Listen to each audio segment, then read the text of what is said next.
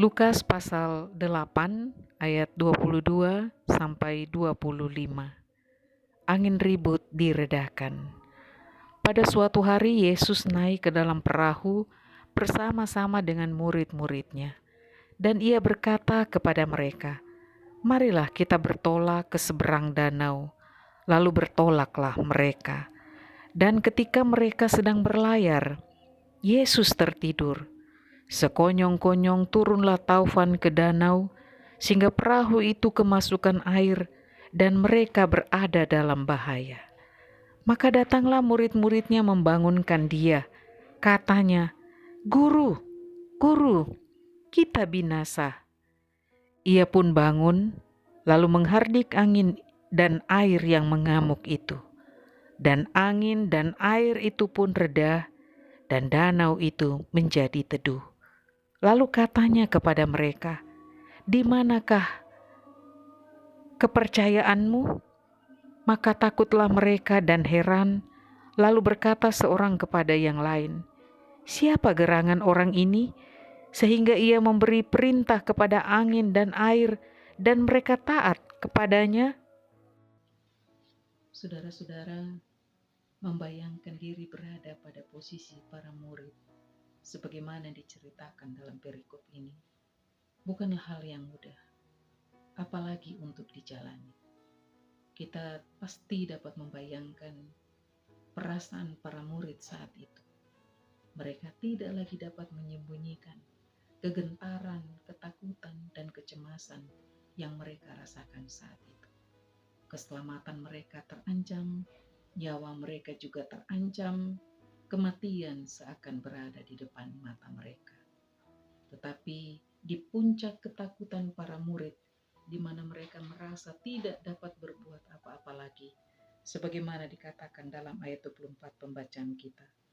Para murid berkata, katanya, "Guru, Guru, kita binasa." Yesus pun kemudian bangun, menghadirkan dirinya sebagai kawan perjalanan bagi murid-muridnya. Dia bangun, lalu menghardik angin dan air yang mengamuk itu.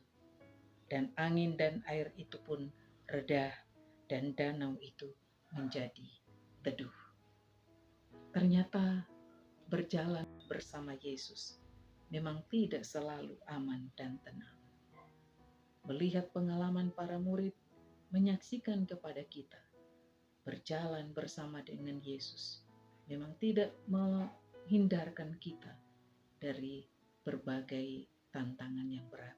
Tetapi melangkah bersama dengan Yesus, selalu ada jalan keluar yang Dia berikan kepada kita.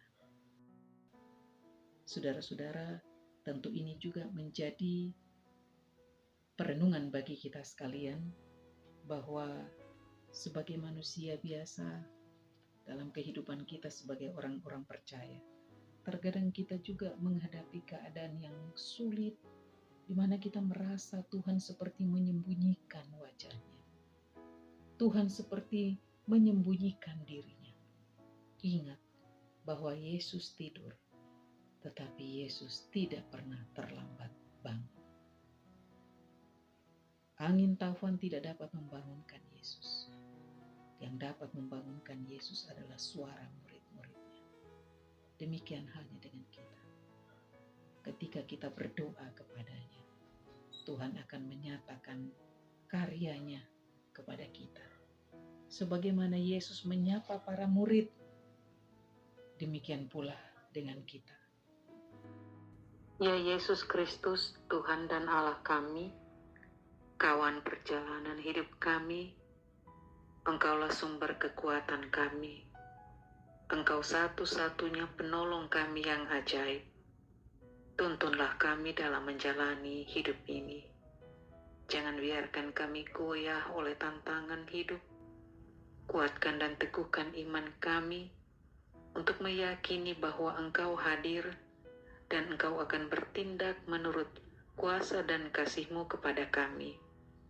Malam ini kami menyerahkan hidup kami sepenuhnya dalam tangan-Mu. Ketika kami akan beristirahat, anugerahkan ketentraman, kedamaian bagi kami, sehingga kami boleh beristirahat dengan tenang, dan esok hari oleh kasih dan perkenanan Tuhan, kami boleh bangun dengan tubuh yang sehat. Terpujilah nama Tuhan, dalam Yesus Kristus kami berdoa. Amin.